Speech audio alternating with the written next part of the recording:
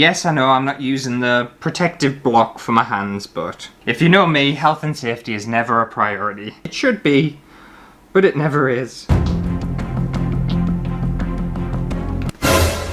Ah! Hello everyone and welcome back to my channel. Today I thought I would test out a lino cutting and printing kit that I bought on Amazon. And I have actually got experience doing lino cutting and lino printing. It's been a very long time. I think I first did lino cutting at college, so about 10 years ago. And then I also did a little tiny bit of lino cutting at uni as well. But it's quite fun. It's a fun process. I'm not an expert at it or anything like that, but I am going to test this kit out. So this is it here, and it's Essdee Lino cutting and printing kit. 23 pieces. And it's $23.99. And this isn't a sponsored video or anything like that, but when I was looking at some craft kits and stuff online, I did see this, and my initial impressions were that this is going to be pretty good. It looks like chunky and substantial, so I'm definitely excited to give it a go. So it says that it's ideal for making greeting cards, gifts, posters, or even works of art. And it includes 6 different lino cutters, water-based ink, handguard, ink roller and tray, lino blocks and more. But apparently it's got 23 pieces, so they're not messing around. It looks pretty substantial. Oh, there's a little video. I love a good video. I don't think it's going to be cheesy like a kid's toy or anything, but let's give it a watch anyway. It might be informative.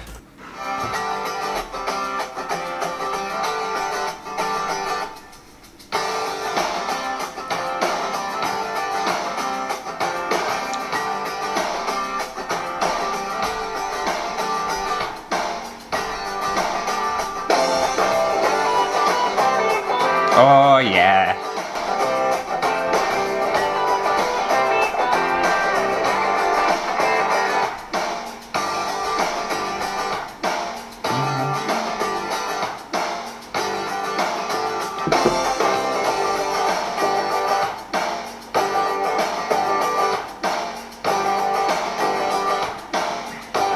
It's on about that safety guard to protect your hands when cutting, because the little tools when you're doing lino cutting, they are really sharp, and I've had a good few close calls with a lino cutter thing. It's almost like using a knife to cut with, so it is important to be careful with this.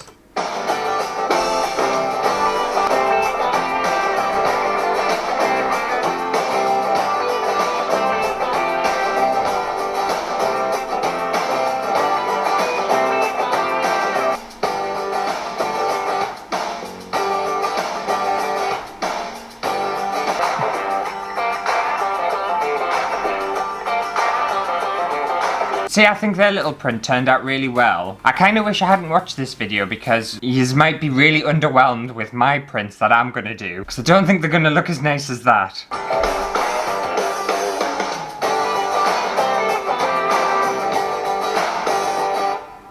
Fantastic. That was very informative. Is there any point in me doing this video anymore?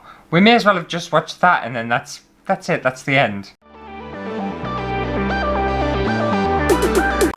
Now it does look rather good, and I think they've put a lot of care into this kit. Yeah, here's some more pictures of it. That tiger looks really cool. It's got really, really good reviews. It's got 448 reviews, and 74% of them are 5-star, so that's pretty damn good. So Vaughn said that it's a fantastic starter kit. S. Fletcher said brilliant value, good quality ink. Alison said the cutting tools aren't missing, they're just cleverly stored. People must have had issues with tools disappearing. Mrs. C.J. Robinson said excellent value starter kit. Everescent said great for getting started in a new hobby. I'm just gonna see what other people have made. Oh, that's nice, that little bird. Who made that? Yvonne. Yeah, that's quite cool. I like that. Oh, look at the turtles. Putting us to shame, I know you are. I quite like the little sad cloud.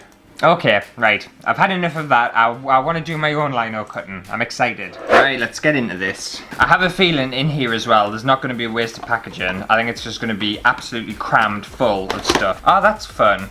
This is going to sound really dorky, but in here you've got the plastic tray that I think you use your paint for, but it also doubles up.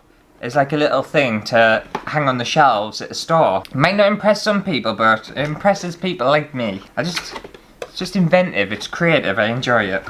Anyway, I will say as well, the one I bought on Amazon, it's come a little bit battered and beaten. Like all this plastic's already opened and stuff, but never mind, doesn't really matter that much. I have a feeling I've got a returned one. because it's got like scuffs on it and stuff. I think Amazon's given us one that's already been used. I don't know, there's something suspicious about it, but I might be wrong. Okay, so we have a roller there.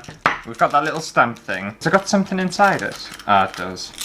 That's a clever little bit of storage. So inside, so does this double up? Ah, that's fun. So we're using that to kind of like bash it down and stuff, but this actually doubles up as the lino cutter. One thing I didn't realise is it's got loads of different kinds of blades. I don't know whether you can see them. They're all different shapes.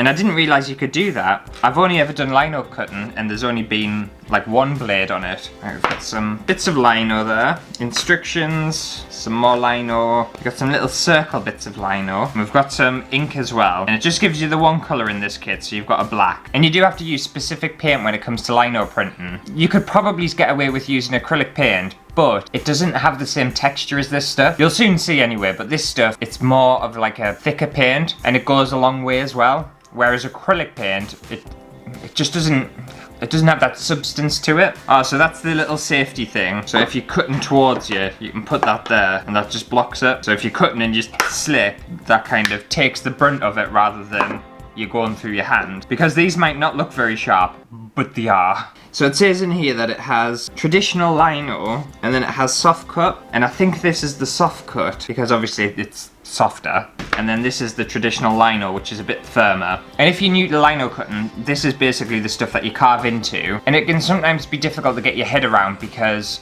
you can either carve in and create a negative impression and then paint over the block, and then when you print down, you get the colour around the kind of white or whatever colour the paper is from the lines that you carve. Or alternatively, you can draw your lines, then you can carve around the lines, and then the lines are going to print. There's also different ways. I remember I did it in college, and you took 3 different blocks of lino, and you cut them in different ways so that you could layer them on top of each other once you printed, and then you created kind of shadows in depth, and it was so complicated. It was really difficult, but if you're a pro at lino cutting, then that won't be a problem to you. But I'm not going to even attempt to do something like that. I struggled when I was at college, let alone now. But it's a very versatile thing to do. Okay, I'm going to draw a very basic design. I don't know whether to do the thick lino or the soft stuff. I'm going to use the soft stuff because I think it's going to be easier to cut into. And I'll do 2 different techniques. So I'm going to do the positive and the negative just to show you what I'm talking about, because sometimes it's difficult to explain things. I'm the kind of person who I learn better visually rather than someone explaining stuff to us.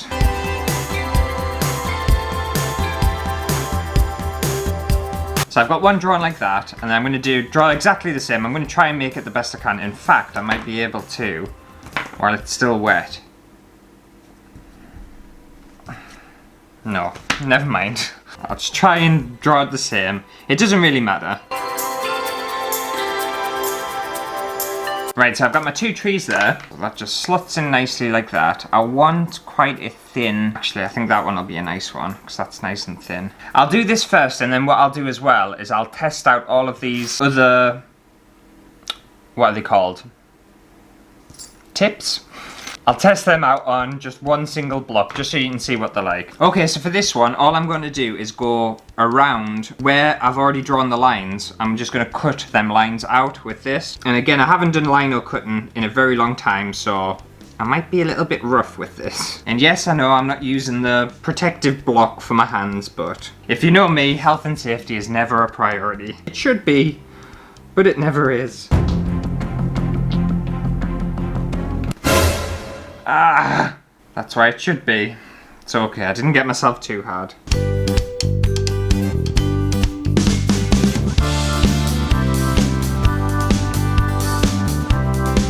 Okay, so that's done. Now I'm not sure whether you would call this a positive print or a negative print. I think it would be a negative. I'm not sure though. But then all we do is take our paint and get some on the roller. You want the roller fully covered. Yeah, and as you can see, like that is not a typical acrylic paint or anything like that. It's super kind of like thick and gluey, bringing back memories. And then you just want to cover the entirety of this. And the reason you use a roller as well is so it's nice and smooth, the finish, and it doesn't kind of bother the lines. Whereas if you applied it with a paintbrush, you're going to get all the paintbrush strokes in amongst it, and that's something you want to avoid. And then we just turn it over and print it down. The only thing I will say is I like how handy and kind of together all this little kit is, but when it comes to turning it into a stamper and stuff, it's a bit of a pain in the arse. Actually, no, I take that back, it's not too bad. It's just me being lazy. And then you lift up, and there we go. So that's one technique you can do with lino printing. And obviously, if you change the colour on the background, say you went for like a green paper and did that over with maybe like a white ink or like a red ink or something, you can get some really cool effects, and it looks a bit more interesting than just black and white. But for this purpose, I'm just keeping it very simple. I thought my lino cutting and printing skills were going to be a lot rougher than this, but I've impressed myself. Actually, I'll keep this bit of paper because I'll print the next one alongside it so you can see the full difference. Because for this one, I'm going to be taking out all of this kind of empty space. I'm going to try and go for a thicker nozzle. I'm not sure how this is going to work though, it looks very strange. It's very weird. In fact, I'm not going to use that one. I think it's a bit difficult to use. I'll go for this one. This one will work quite nicely. And I will say I find this technique the hardest. The one I did beforehand, it's much easier. It's a lot trickier for me because I'm the kind of person I just don't know when to stop. So I just want to carve and carve until there's nothing left. Whereas at least when I have the lines, I know what I'm doing and I know just do the lines.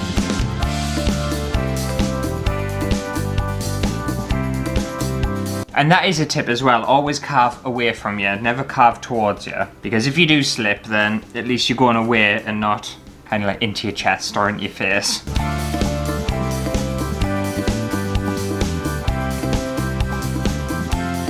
Yeah, I just made a different decision there because I was going to carve all of this space out to leave like the line, but I don't really want to. I think I'm going to keep it like that because then I'm going to get this flat print from where the tree is. I'm going to get these lines here and then hopefully I'll get a little bit of texture too in the background. And I think that'll look quite nice. It's the thing with lino printing as well and lino cutting. Sometimes you just never know how it's going to turn out until it eventually happens. Sometimes you might think something's going to look really shitty and it actually looks really good.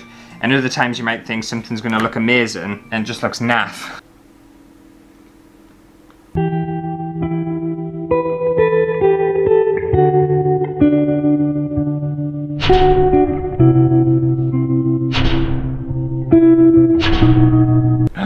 Oh, I just got that on my table. I've just painted my table. Oh, no. Oh, I hope that comes out. Bollocks. Yeah, and as you can see, where the black has touched the lino, that's what's going to get printed. So if you didn't want any of this background, carve it all the way down. But I wanted some of these streaks to come through. I actually wanted a few more than that, but that's fine, because I wanted to look kind of like woody and a bit more like a forest. Let's plonk this down, peel it up, see what it looks like. And voila! So you've got two very different effects from exactly the same image, just cutting it in very different ways. And I think they both look really cool. And obviously, again, you can experiment with colours and shapes and different things and add multiple layers and kind of just make it the way you want to make it. And before I test all these other nibs out, I just thought I would give you a print on some red paper because I just found some in the studio, I forgot I had it. And I'll show you what the kind of effect is on different colours. And playing around with different coloured backgrounds, it can be really fun and it can completely change what the print actually looks like. See, and there's the same print on a different coloured bit of paper and it just looks completely different. And you can be so experimental with it. If you look at them both together, there's the white one and the red one. The paper's dead curly, so it's quite hard to see. Hang on, I'll hold it at taste. Okay, I'll test out all these other nibs now as well. Okay, so first up we have this one with like a little gap in the middle. And this lino's a lot harder to cut into. It's not the soft stuff. Okay, it kind of gives you like a sharp line. Right, next up we have the very thin tip, and this is the one I used for the first print I did, and that gives you an even thinner line. And the next one is more of a kind of V shape. I think it's going to give you, yeah, it's going to give you a way thicker line. Yeah, it's a much deeper, thicker cut with that one. Next up we have a very similar one to the last one we just did with this deep cut, but it's a much smaller scale one.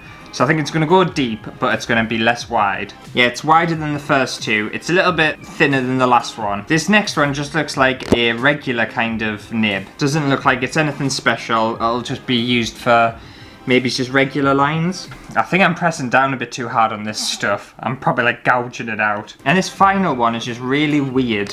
I tried using it before, but I found it quite difficult. It's very flat and it's just a bit strange to use. I'm not sure how to use it. I'll just add a little bit of ink on these just so you can see what they're like. Plonk that down. Yeah, and if you don't have a lot of upper arm strength, you might struggle with this lino because it is quite difficult to cut into. The other stuff, the soft lino, no problem at all.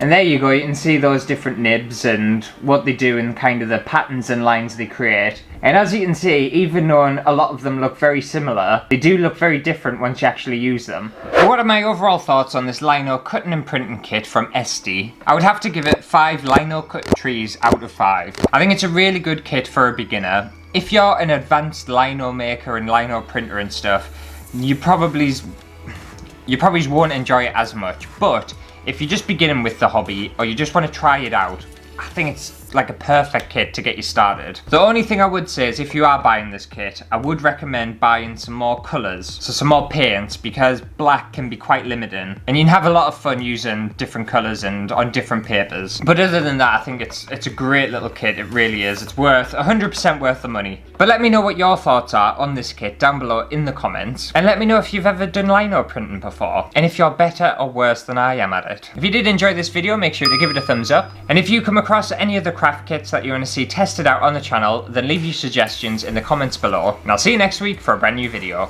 Bye!